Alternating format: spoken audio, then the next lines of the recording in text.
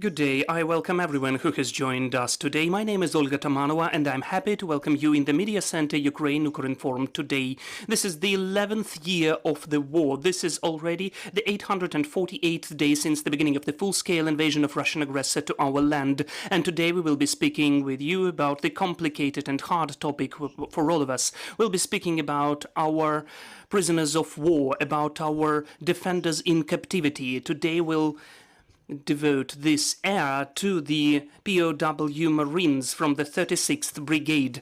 Let me remind all of you that the 36th Marine Brigade, named after the Rear Admiral Mykhailo Bilynskyi, was one of the units which was defending Mariupol till the very end. In April-May 2022, about 1,300 servicemen of the unit were captured, and according to information from their families, the detention of about 800 of them has been confirmed by the International Committee of the Red Cross. So today we have the relatives and our NGOs, which are now providing the active work to liberate our defenders from captivity. And we understand that all of them have the same opinion, that our POWs almost don't have any resource left to go on. And their health state, we understand, for the third year already has really deteriorated. And we can see that also looking at those defenders who were liberated from the captivity, who managed to come back home, we see what's their state when they are coming back, and that's really horrible. So I'd like to introduce you our speakers today. Today we have Milana Kompaniets, mother of Yurii Hulchuk, a POW from the 36th Marine Brigade. Hanna Bey, wife of Pavlo Bey, a POW, a senior sailor of the 501st Separate Battalion of the 36th Marine Brigade. Yuliia Petryk, wife of Mykyta Petryk, a POW, a major of the 36th Marine Brigade. We also have Tetiana Katrychenko, executive director of the Media Initiative for Human Rights, and Yulia Bilachkova, the lawyer coordinator on the work with families. I welcome you here. Thank you for joining us here today. Milana, I would like to start this conversation with you. Undoubtedly, I would like to hear what you know. Do we have any information from there? What is taking place? And maybe you are in touch with international organizations, or maybe in any other way you are getting information about what is taking place with your son, where he is, and we'll speak altogether about the situation with the 36th Marine Brigade. Thank you for the opportunity to be here and to share my knowledge and ideas about this situation. My son, Yurii Sergeyevich Hulchuk, the Marine of the 36th Separate Marine Brigade, named after Rear Admiral Mykhailo Bilynskyi, is a student. He went after the second year. He did not leave his tuition. He just took his documents. He said that translator is not the work for the real job, for a real man. He was a translator. He was studying at the Chinese philology. He knows Chinese rather well.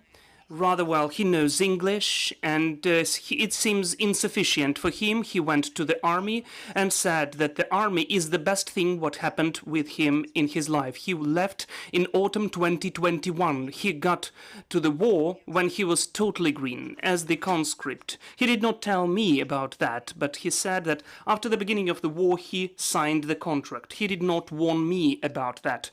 The situation, as of me, was interesting about the feelings of the person after the high educational institution in the army. So in the army he felt wonderful.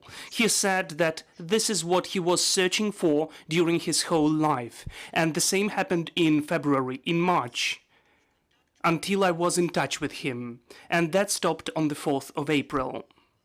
After that, the next piece of information about him was a picture, and no one recognized him but me. I was the only one who recognized him. That was a totally different person, that even his grandmother did not recognize him. He's changed so much internally. He saw and heard in captivity something that really changed him forever, because all of the pictures, there was one more picture after that, in the beginning of 2023, there was a short video from the detention center in Ryazsk, and you could recognize him on the video. After that, there was a long period, a year, without any information at all. In January 2024, some of the POWs were exchanged from the same room where he was kept, and I communicated with him, and I got to know about some things, but maybe I shouldn't have known them as a mother. Maybe I shouldn't have known about that. But unfortunately, I'm a medic myself. I understand what all of those symptoms mean, what the guys told about. They are extremely exhausted, they are pathologically skinny. They give them really not enough food. I was looking through, when I was getting ready to this meeting, I was looking through my notes, and I saw what they said, that about 3 or 4 spoons of porridge, half a cup of tea, because 1 cup is for 2 people, and 2 thin slices of bread. That's it about the food. As for proteins, nobody is even speaking about that. So we can see that they are given just 1 cup of water for 8 people. You just cannot take water when you want. There are only carbohydrates. As a medic, I understand that this protein and calorie exhaustion and liquid exhaustion can quickly lead to fatal consequences. Not only fatal that the person just instantly dies, no. The person first is losing, well, obviously losing fat layer at the different parts of the body. The 3rd stage of dystrophy is the loss of the fat layer throughout the body. But on the picture of Roman Horelik, we saw them in this state. All of the pictures, in fact, were taken after they lost the fat. That's what we saw. Mordovia, part of Russia, Danske, Taganrog are the most horrible places of detention. Why are they the most horrible? Besides the conditions, the horrible conditions, as you know what they are always standing. No, really, for 18 hours a day they have to stand. That's too much for a person. And they stand without moving, so the leg muscles don't work. What does it lead to? That, unfortunately, their legs are all the time swollen. Without movement from 6 a.m. till 10 to 11 p.m. they have to stand.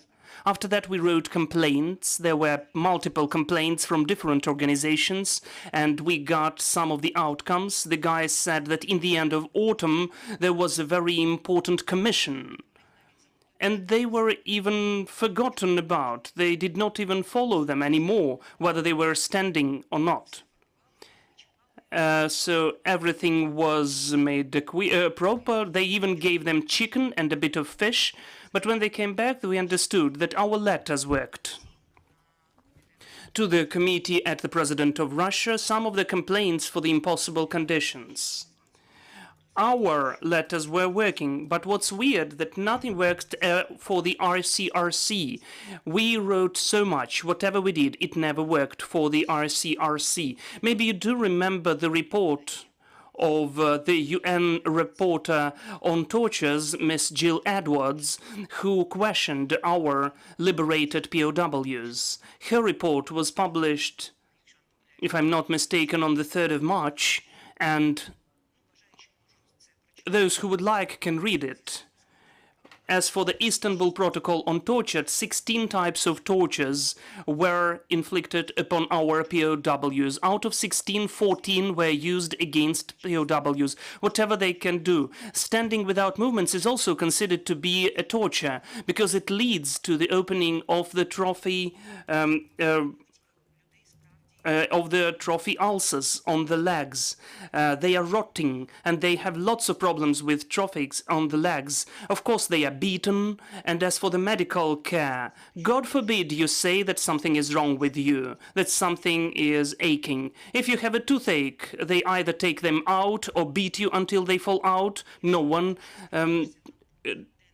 it takes you to the dentist, and if you are complaining for any pain, you are treated by shocker only. Is that enough? Is it still painful? Then you get another dosage of shocker. I don't know what was done by my son, but after that, well, he is a person, he's never giving up. That is why I'm afraid of him, for him. He is not giving up till the last moment. He was beaten up until he was paralyzed, until his legs were paralyzed. He was bitten into groin by shocker so hard. Well, of course, he lost his consciousness, and then he did not feel his legs.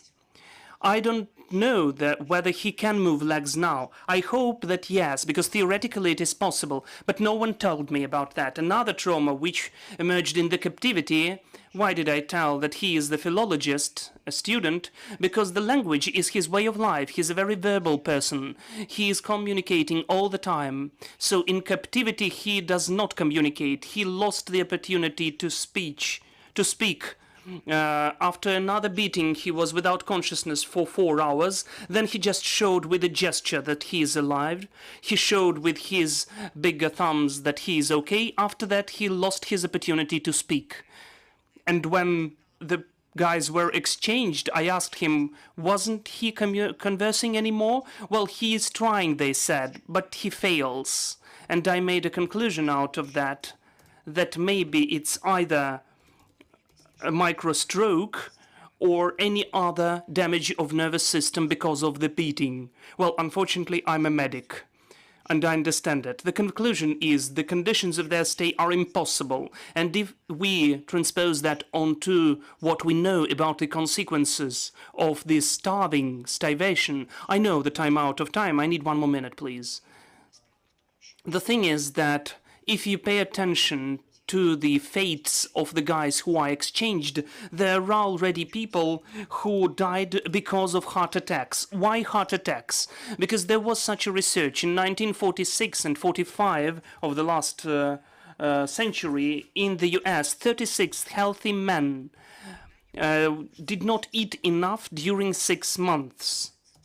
And according to the results of this research, there is a book, a biology of human starvation and malnutrition, 2 volumes, which are considered a very substantial research. So the main consequences because of the malnutrition is, in fact, the heart failure, because the heart muscle is becoming thinner and thinner. The frequency of heart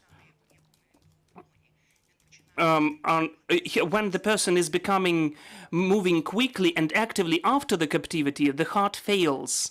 The heart contractions don't let him survive. So after that, the day before yesterday at the Committee on the Veterans, I submitted a request from our brigade and other POWs, the next request.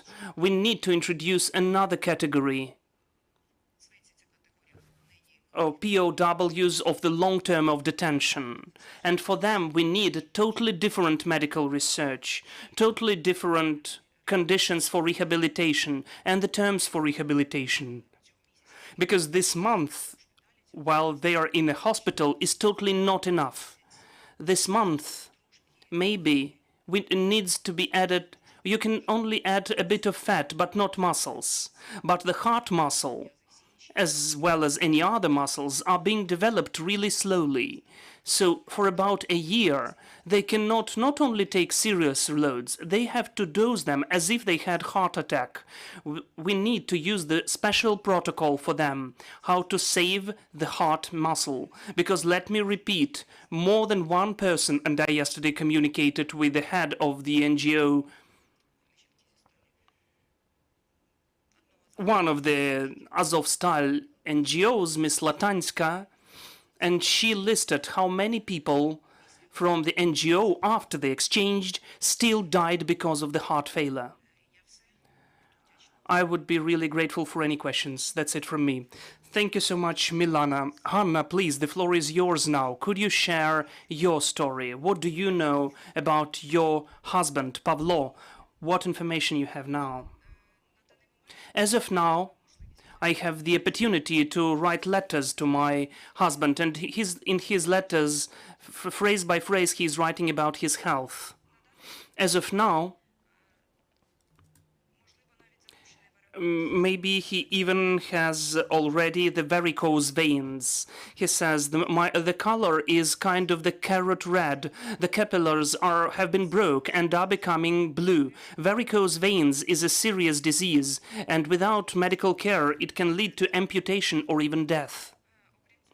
Besides that, he told me that he has issues with memory and with his right hand. And again, let me quote, I noticed I have issues with memory. I think just later with the consequences and problem with the right arm. It is not working properly. In another letter, he added, I'm sorry. He added that his right hand is affected and two fingers do not bend. I'd like to add that my husband is 1 meter 88 centimeters, and he had an average weight of 95 before captivity. In the beginning of May, he informed me that as of now his weight was 60 kilos. In 2 years, he lost approximately 35 kilos. I think that it is a critical point of dystrophy for my husband, and in fact for any POW. And please pay attention that almost all of the Marines are brought to the colony in Mordovsk, and the conditions are the worst. The bodies of tortured POWs are brought from that colony, most of all. They need to be saved. We are free people. We can take care about ourselves. We can get to the doctor whenever we want to. I ask all of the presentees and all of the people who take part in the exchanges, please find the solution how to bring our guys back home as soon as possible. Their resources are almost at the brink between life and death. If we don't do anything, we'll get just more tortured bodies. Thank you for your attention.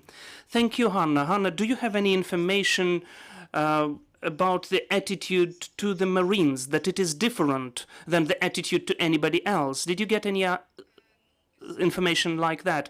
Out of the words of many relatives and liberated guys, the Marines have one of the cruelest, the most cruel attitude. My husband describes that without details. I think that he wants to, in fact, take care of me, and he wouldn't be allowed to write that. But according to the words of the relatives and liberated guys, it is like that. The attitude towards the Marines is much worse.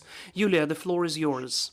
What do we know about the state of your husband? Hello, I'm the head of the NGO, the families of the officers of the 36th Marine Brigade. I represented the families of the POWs of Mariupol city. Our relatives, since the first days of the full-scale invasion, were at the combat positions, keeping defense of the Mariupol city. During the combat on the 12th of April 2022, they got into captivity. We know the official statement, which was declared by the President of Ukraine on the 27th of March 2023. Let me quote, I am communicating with them every day. I understand everything. We'll definitely come back. If you feel that you need to leave and you need that this is the right decision and that you can survive, do that. But I understand how it can look for the military. They answered that there are wounded people and injured, and we will not leave them. We will not leave the bodies. End of quote. Our guys, only after the end of the ammunition, emphasize not food, not water, not medicine, but ammunition, decided to break through, and all of the wounded were taken with them. They had the expectation, the hope, that someone would be lucky to get to the governmentally controlled area, but unfortunately the majority of them were captured. So our relatives, as of today, for more than 2 years, are in captivity now. So we claim for the negotiation groups to reformulate the lists for exchange, considering the time limits of getting captured. Please pay attention to those who are in captivity for the longest time and the units which have the smallest percentage of the exchanged POWs. We, the families of the POWs, are affected because we don't know where our relatives are, what's their state. The world has the scariest sound, the sound of silence, the silence of sons, husbands, brothers. We don't have any connection with our relatives since the moment when they got captured. According to the Geneva Conventions, we have the right for writing letters, but we cannot use this right. So all the information which we have about them is got from their brothers in arms who already came back home.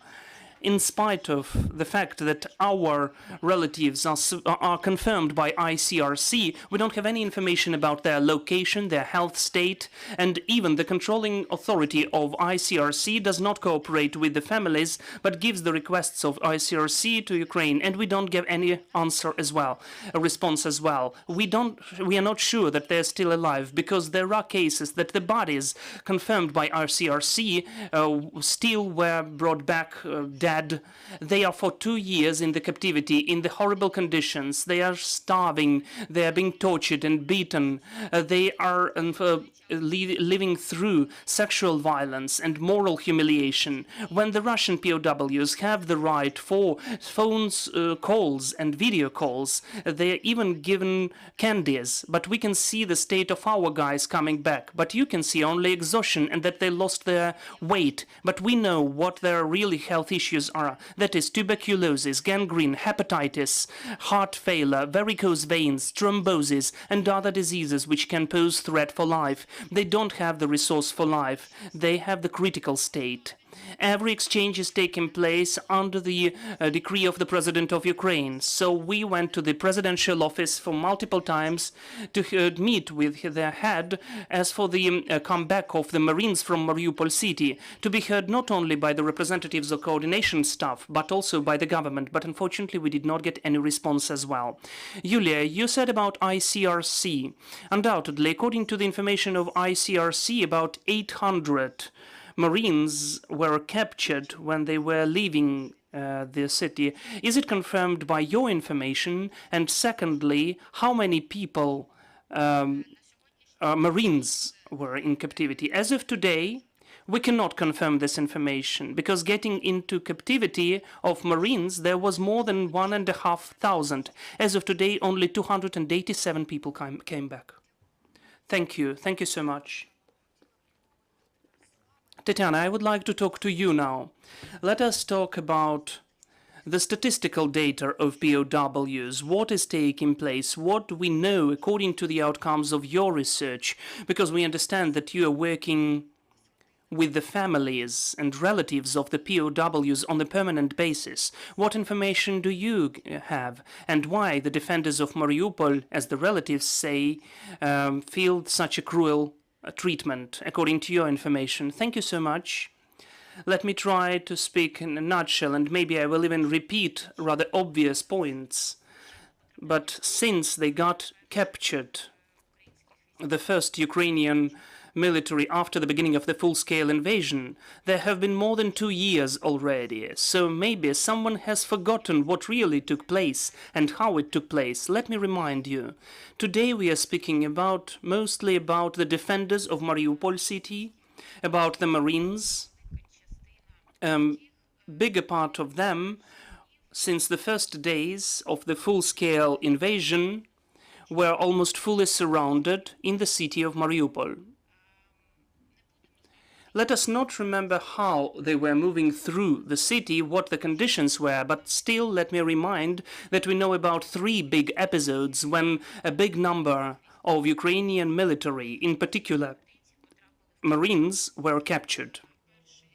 The first episode is the beginning of April, when from Mariupol city, the factory and the surrounding area of the factory named after Ilyich, the 250 military of the 501st Separate Battalion of Marines were captured. We researched this, investigated this case.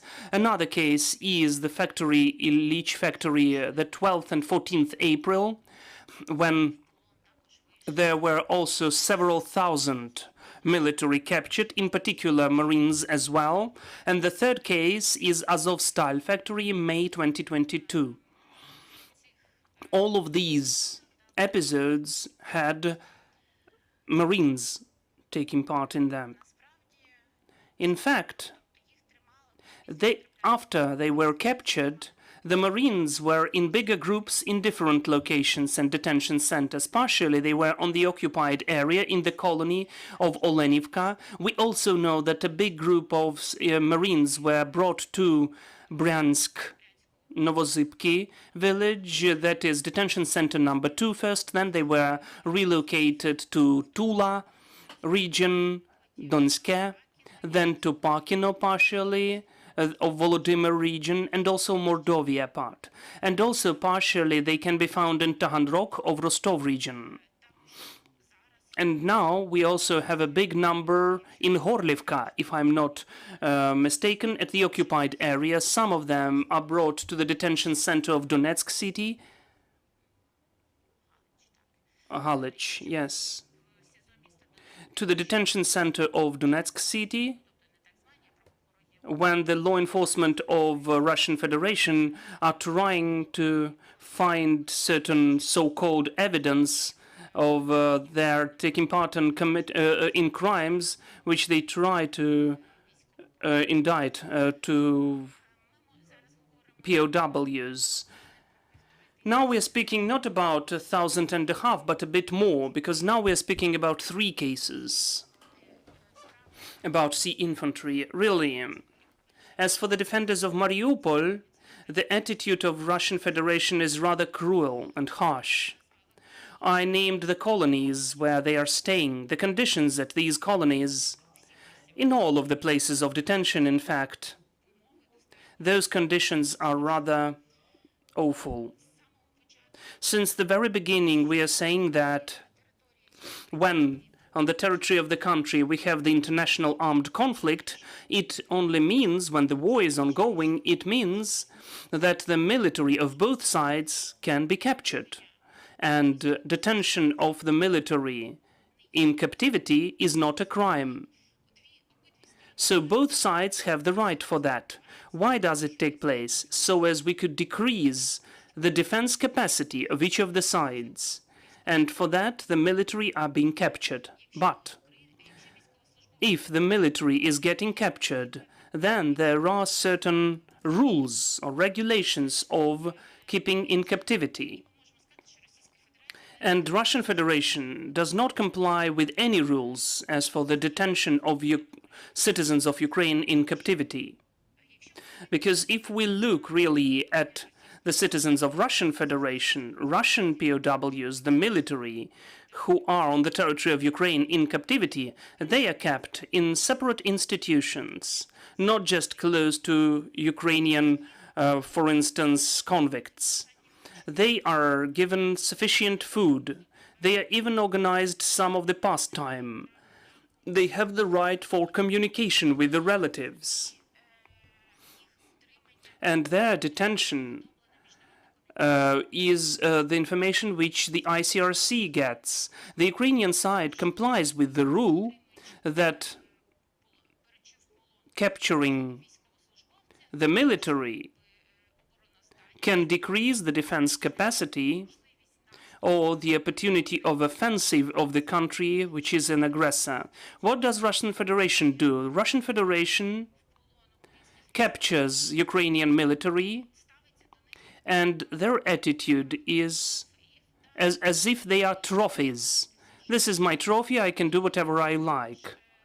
And their attitude towards them is as if they are the criminals, because we know that those colonies or detention centers are acting colonies. So the Ukrainian POWs, first of all, are kept together with the Russian convicts, maybe in different rooms, but still chambers. They are using their own rules and regulations against Ukrainian POWs. Whatever was said about tortures, it's also done not only with the hands of the Russian structures, but also by the convicts. So Russian Federation has such the right for violence. But why does it have such a right for violence as it considers? Because there is no control at all. If on the territory of Ukraine the detention center can be visited by the representatives of the International Committee of Red Cross and other representatives of humanitarian missions, these detention centers and colonies are not visited by any observers. And if such international observers are getting there, that is to show an imitation of actions, to look and to meet with several military, so as later in their reports, in particular to the donors, they could inform that they visited such places of detention. In one of the latest surveys, we were said that yes, in one of the detention centers, ICRC came. We were brought to the room, Ми нічого сказати не могли. but we couldn't say a word because the representatives of the colony were sitting with the body cams close to us, and we were just documented that we exist, and that's it, as if we are in the normal state. So, coming back to the question of sea infantry, really, the majority of sea infantry and Marines are moving through different places of detention. That is when this is a very cruel process of getting to a new place, when they are beaten, tortured, when electric shockers are used, because the newcomers are always getting cruel treatment. This treatment is cruel because they know that they are defenders of Mariupol city, whether this is the officer or a soldier, or some commander who could be responsible for something. They are still being severely beaten. They are constantly searching for some evidence to prove some blame of all of the military. And how do they search for that? That means that they are being interrogated, and those interrogations are really cruel. In Taganrog city, they have special rooms, torture chambers, where the Ukrainian military, in different way, are being tortured. They are hung to the ceiling. They use electric shockers, rubber sticks. So the system is targeted to beat out the confession of such military, the defenders of Mariupol city. We can assume that it is taking place because Russian Federation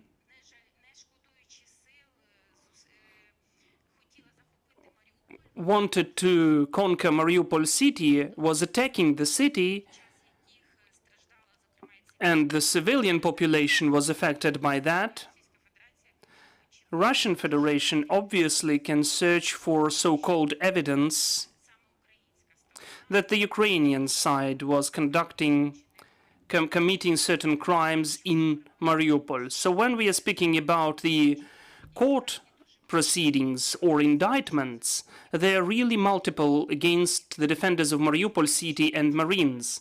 And we know that as soon as sea infantry got to Novosibkiv, they instantly had really meticulous treatment by the law enforcement, so-called law enforcement authorities of Russian Federation.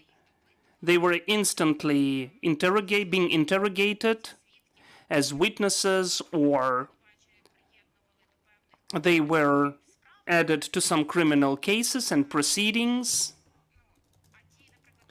And those military who were taken in Kiev region, they were asked, what do you know about Mariupol? They said, we are in Kiev region, we don't know anything, then we are not interested in you. It does not mean that they have been released or exchanged. No, it never happened like that. But the sea infantry, the defenders of Mariupol, are interesting for Russian Federation, and this is how they excuse such a long detention and such treatment. Thank you. Unfortunately, the microphone is not used.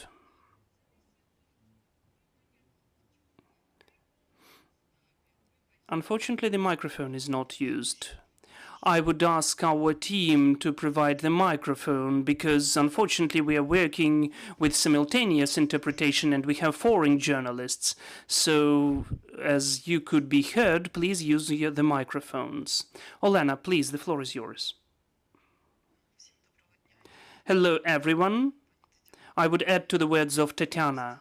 As for the number of what you mentioned, 1,300 of the military, who are now captured from the 36th Brigade. We have also the separate 501st Battalion and other units of the 36th Brigade. Analyzing the speeches and the statements of the representatives of the families and knowing the most cruel treatment with the POWs from the Marines and looking at the statistical data and information which we can see as human rights activists, which we get from the relatives and from the open sources, that the tortured bodies are brought back and half of them are Marines. That is the 36th Brigade of the Sea Infantry and 501st Battalion. So mostly they come back from the same detention centers what were mentioned, where they have the cruelest conditions. Unfortunately, the bodies are in such a state that our expert institutions cannot always find out the cause and effect connection. Very often they mention that the cause of death is a disease, but in fact maybe it has become the last point which led to the lethal consequences. We as human rights activists are trying to take all the expertise and forensic research in these cases as much as possible to document those atrocious crimes committed by Russia. We understand what was mentioned by Milana, that the time is against us and against the bodies of the POWs and the conditions and the tortures against them, and the malnutrition unfortunately can lead to the increase of the number of bodies which will be brought back from captivity. We are happy to see every release when we see about the defenders of Mariupol city, but unfortunately the 36th Brigade and the 501st Battalion are not that frequent in exchanges. We can even count on the fingers of one hand how many people were brought back and we could communicate with them. The court proceedings, which Tetiana mentioned, are deteriorating their state because the verdicts, however, our authorities are saying that this verdict is not the point which would allow to release them. Definitely, it is making this process much more complicated, the process of the comeback. So after the verdict is taken, the regulation is taken, they are being sent for so-called punishment in the certain colonies, and we don't always know anything about them, the information where they are and what's their state. The state of the guys who got these court rulings, and of course their health deteriorates. So this is the topic which needs to be highlighted and supported, and we don't have to be silent. We need to speak out about that, because this situation unfortunately will not improve. We don't know how many POWs of the Marines of the Sea Infantry who we are speaking about, who were confirmed by ICRC, are still alive and captured. Because this confirmation is taking place only statistically, without physical visit of the representatives of ICRC, only through the lists. And then the person is becoming confirmed. Whether the person is alive, what's his or her state, nobody knows.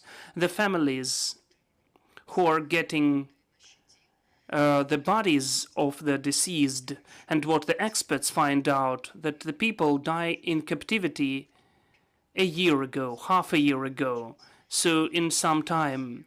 That is why Russia is on purpose bringing the bodies back, to make the cause and effect connection impossible. Russia, with these crimes and these sham courts, is trying to support the message which it bears, that those are Nazis which are killing the civilians. Especially we can see that about Mariupol city, where unfortunately many civilians died. And it's obvious that the easiest for them is to accuse the Ukrainian military on that.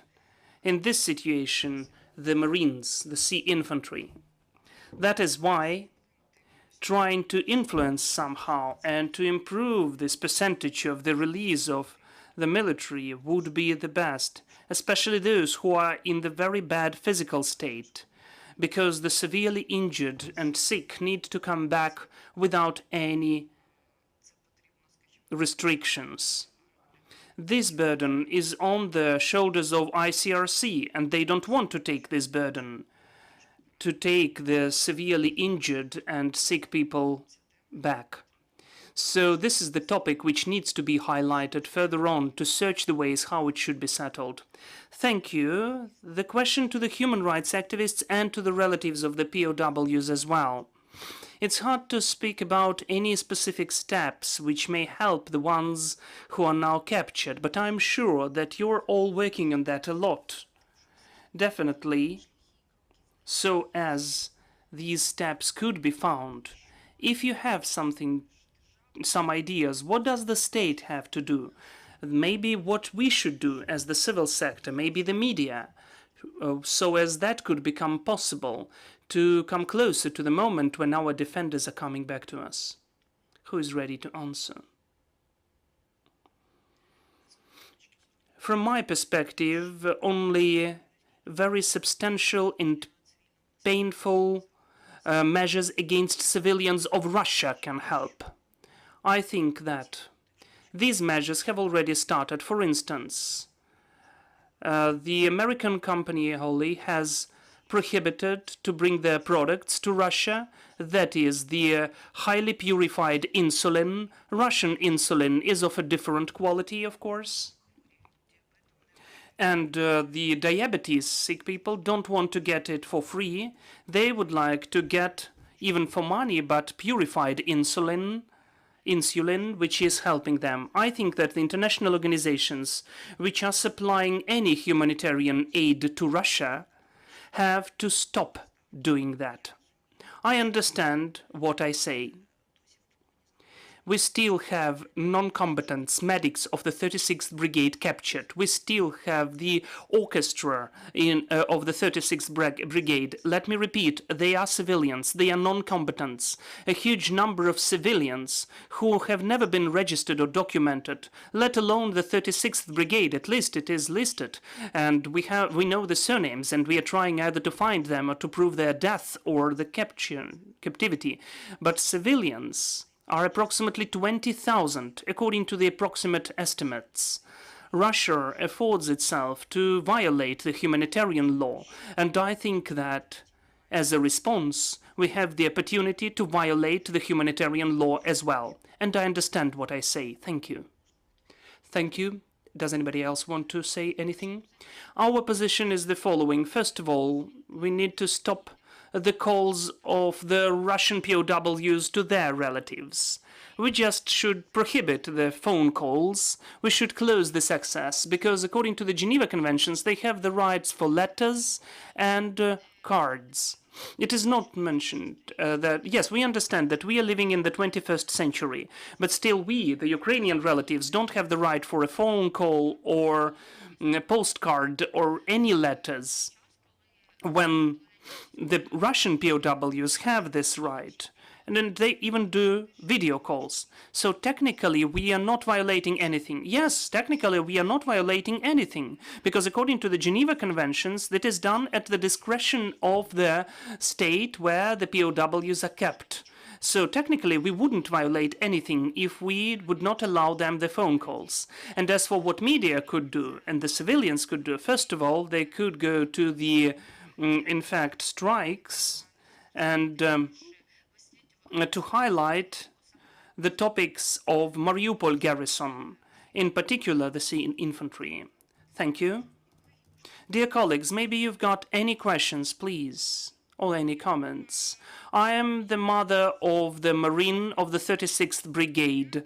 Honestly speaking, I don't think that in 2 years of our meetings and strikes, they gave us anything. I'm visiting the coordination staff headquarters for 2 years, and I sent the letters to all of the governmental institutions. All of my letters get the automatic responses, and they don't provide me any information. I have 3 or even even more folders of such letters without any specific response. I'd like to speak to the government and, first of all, to our guarantor, to the presidential office, to the president himself.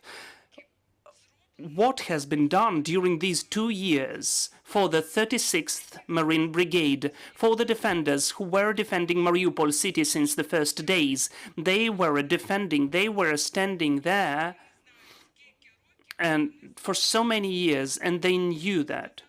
You just said that her son was losing 30 kilos of weight in captivity. My son in Mariupol city was already 50 kilos of weight. My child with no cheeks at all, and they had to eat only once a day, half a glass, 50 grams, and they didn't have any ammunition on them. I would like to speak not only to the media, but I would like to speak next time directly to the president, to Mr. Yermak, and to all of the international media, so as I could get a response. While Mariupol was defended in the beginning of April, on the 4th of April, we didn't have any connection and there were no ammunition. Ms. Vereshchuk then was appointed. They didn't have a coordination headquarters or any other officers like that, and I was told, you need to wait a bit. We cannot just storm in 150 kilometers. So they were defending and standing till the last. And I don't have any response from the governmental officials.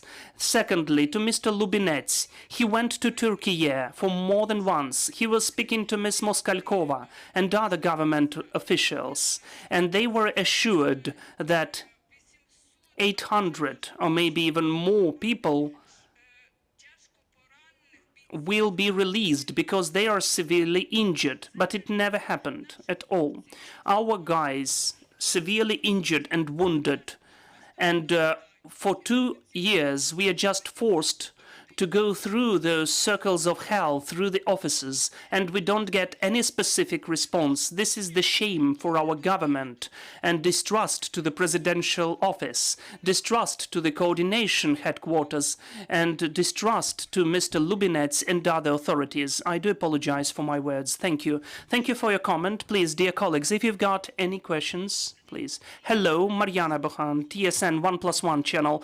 I have a question to Olena Belechkova and maybe to Tetiana Katrychenko, and also to you. I do apologize, I didn't remember your name. Yes, to you. Hanna, and to Hanna, please. So first of all, to Olena. You were speaking about the bodies. As far as I understand, people think that when the bodies are coming back, those are the bodies of those who died or perished at Azovstal factory or in Mariupol city, when we are speaking about the defenders of Garrison Mariupol or the factory named after Illich factory. So besides the bodies, we are also given the bodies of those who have to be captured. If it is true, if you have such information, what's the change in the statistical data? How many bodies of the defenders who used to be captured are brought back to Ukraine, who should have taken back alive, maybe not healthy, but still alive? And a question to Hanna, just a clarifying question. Many times I heard the phrase that there is no connection, but you were the only one who said that you can write letters to your husband and he is writing back to you. How do you do that? How do you cope to get to know about his state, about his health? Thank you. So let me start. My husband is being convicted, and Russia has the website how the relatives can communicate writing letters with the convicts. As he is considered to be a convict, I found the way out, so I'm writing him letters since the middle of May. Olena? Yes, you're totally right when you said that the bodies from the detention centers, from the colonies, are sent back. the people who were confirmed by ICRC. So the confirmation of ICRC is never a guarantee that the person can still be healthy or moreover alive. So according to the statistical data, maybe some of the authorities can confirm it because they are dealing with the comeback of the bodies, that is the coordination stuff. But we get the information from the families and from the open sources, and also from the released POWs, documenting war crimes and questioning the released military or civilians. We are always asking, do they know anything about the cases of death in captivity? Some of them know that people in neighboring chambers were dying without identifying who they were, whether they were civilians or military, moreover, whether they belonged to any brigade. Then there were, in fact, statements that they knew someone personally, and then the body of this person was brought back. So as for statistical data, what we conduct internally, that is our own registration and documentation, that's about 22 cases which we know about of bodies of the captured people. Other relatives of the POWs say that there are about 160 cases like that. And from the last exchange, they also said that again, the coordination staff told us that there were 4 bodies of the captured brought back to Ukraine. I would like to clarify that a bit, to make it more specific. I understand that statistical data, it cannot be full, but still, maybe from exchange to a next exchange. If they first exchanged bodies, those were the bodies of the defenders who died in battle, and now we have more and more. Can you just compare the dynamic? Out of what we got to know recently from one of the NGOs and the community of the families, we had the indicator that in April there have been 11 bodies from captivity. And to find out what is taking place when this was the body exchange from this or that colony or from this or that detention center, it is impossible. So if they're just brought back from Russia, that is from Russia and that's it. The coordination staff says that those are mostly the ones who were captured already in the very severe state because of the injury, and they did not reach the detention center. They died on their way. But there are cases when the bodies are brought back from the colonies or detention centers. This figure is well said by the families that it's truthful that on the 26th of April, 11 bodies from captivity were brought as well. But the process of identification of bodies is lengthy, as well as forensic process. Unfortunately, it's very lengthy in Ukraine, from 6 to 8 months. So the families can get the information about the DNA coincidence. If you cannot provide the classic identification DNA match, only after all of the forensic and repetitive forensic DNA match expertise has to be conducted. So the families can get to know that their relative unfortunately died in captivity only in some time after the body of this person is already in Ukraine. It happens that the process is becoming known before that, because the body can be identified visually. Communicating with such families, there are cases when the body was brought back in October, November last year, but still they have some of the expert researchers. We understand that they have to be done fully and properly after getting all of the tests to have the evidence of war crimes on the death of the military in captivity, to further transfer this information to the international court and the verdicts for that. Milana, you wanted to add anything about the statistical data? Yes, it turned out that I was present at the committee of the parliament, and Mr. Musso was speaking about that. He provided this information. 176 bodies were brought back from captivity since the beginning of the full-scale invasion. And this information about 11 bodies is true as well. He confirmed that as well. Out of this 176, he did not mention that, but he said that about 80 are confirmed by ICRC.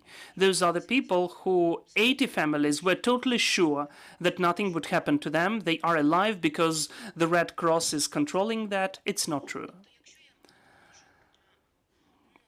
So, formally speaking, the family knows as of May or June 2022 that their relative, their son, their brother, their husband is captured. ICRC confirms this information. The people are waiting for the exchange from the captivity, but finally they get the body. Do I understand it correctly? Finally. Can I add, please?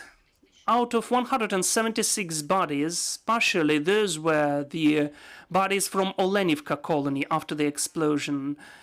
More than 50 bodies, which are not in our statistical data, what Elena mentioned. Our statistics, our figures are those military who we knew that they were under detention in captivity, and then we had some of the evidence that they are being tortured, and then we got to know that this person unfortunately was brought back as a body.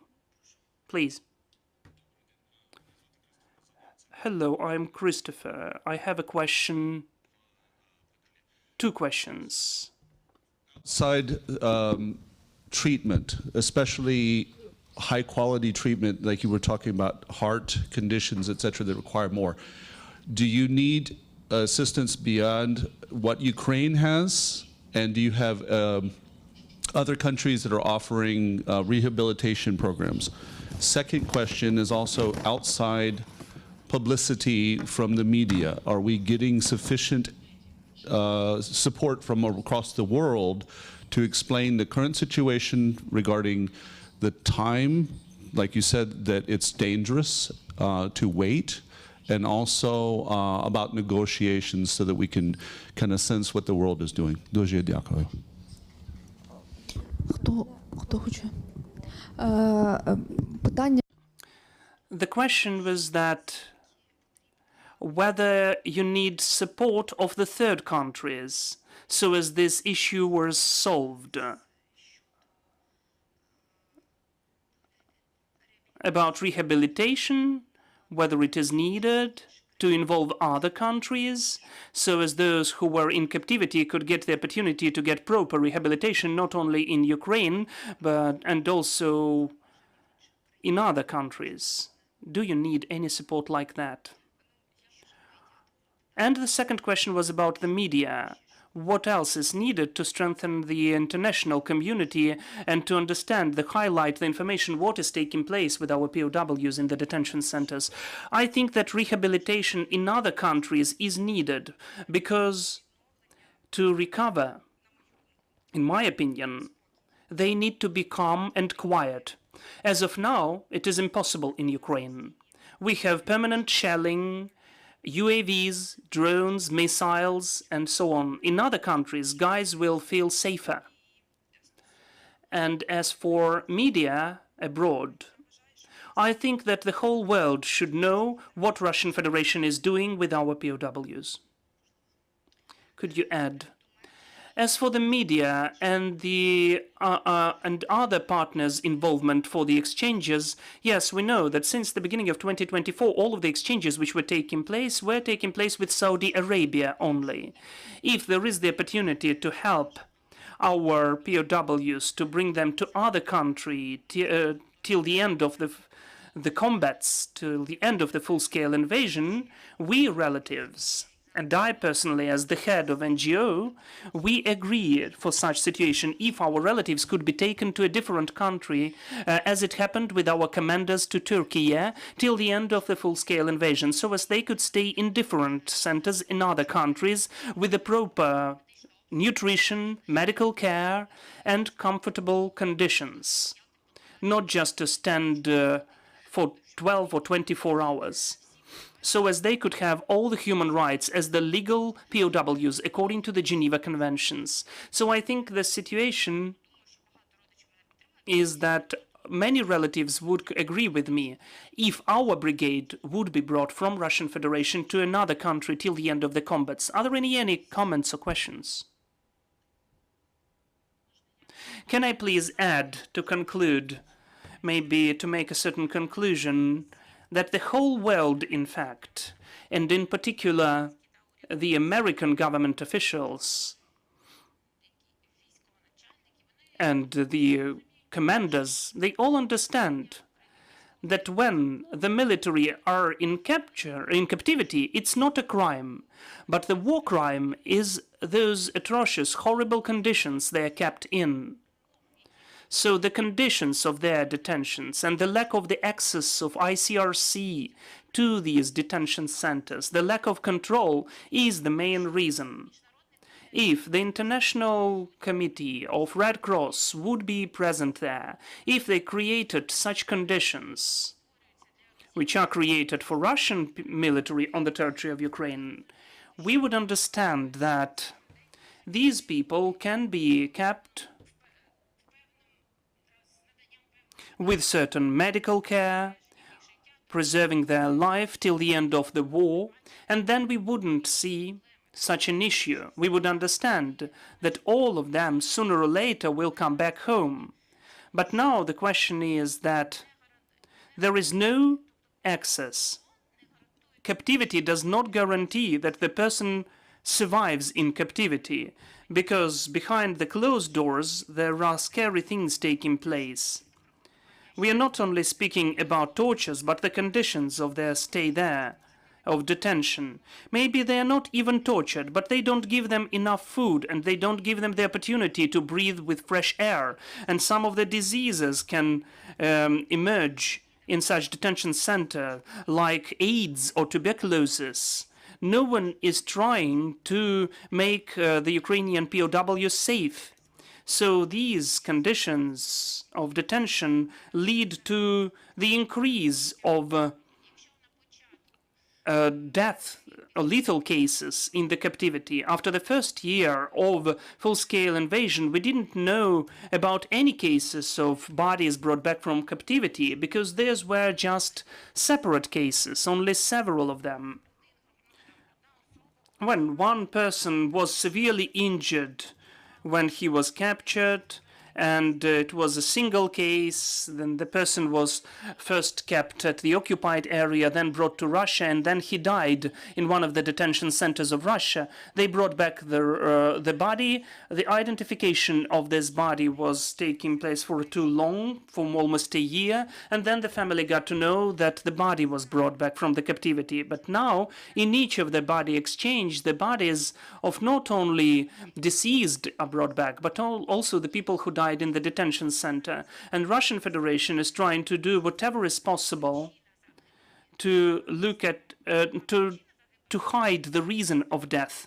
And the reason of death can be either excessive torture, because this military of the 501st Battalion of Boshko was really severely beaten. They deprived him of sleep for several days. They forced him to stand. So they created such conditions on purpose, so as he would confess in something and showed who else was to blame for that. He was tortured on purpose in a certain chamber in the colony in Tula region of Russia. And then we got to know that his body came back. And another reason is the diseases, the exhaustion, which were mentioned by Milana. Thank you, everyone.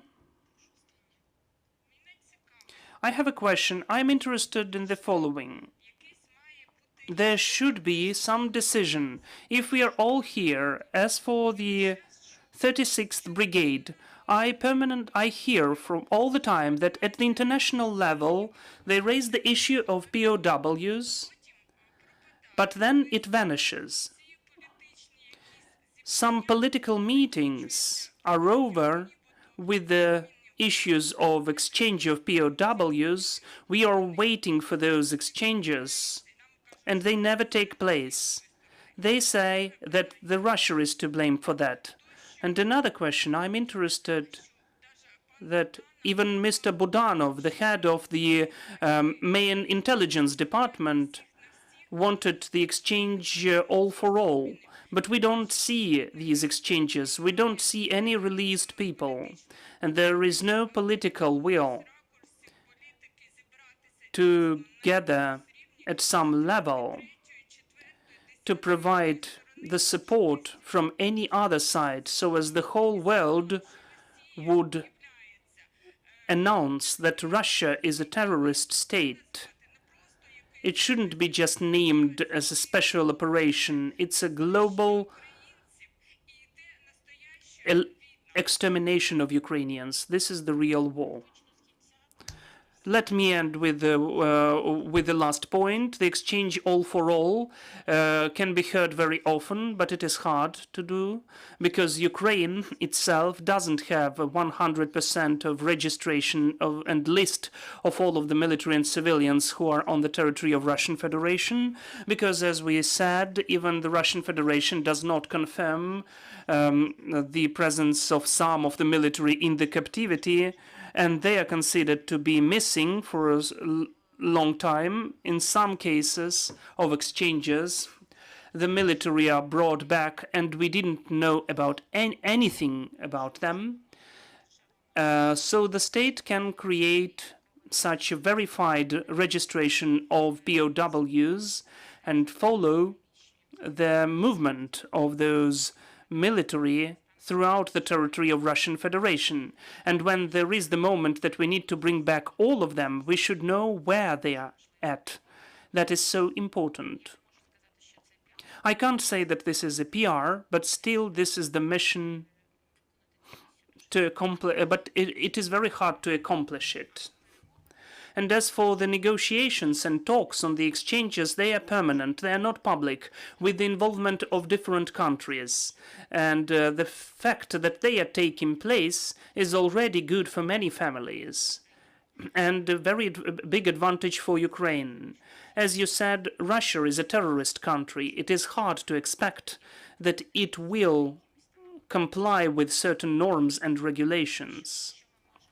What we can do, that is to register them, to document, to find them, and to verify the ones who have health issues, first of all, any traumas or injuries got in the battlefield, and also the diseases during the detention.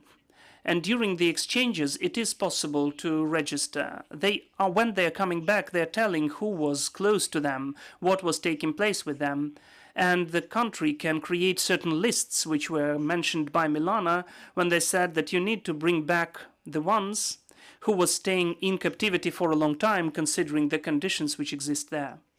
Thank you, everyone, for this conversation. It is a very hard one, but so important for all of us. Thank you to our speakers who are here today, and thank you everyone who is present personally. Really, we hope that we will find the solution which is needed to all of us, and that we and all the relatives will see our relatives, heroes and defenders from the captivity. Thank you. We'll go on working for our victory. Glory for Ukraine.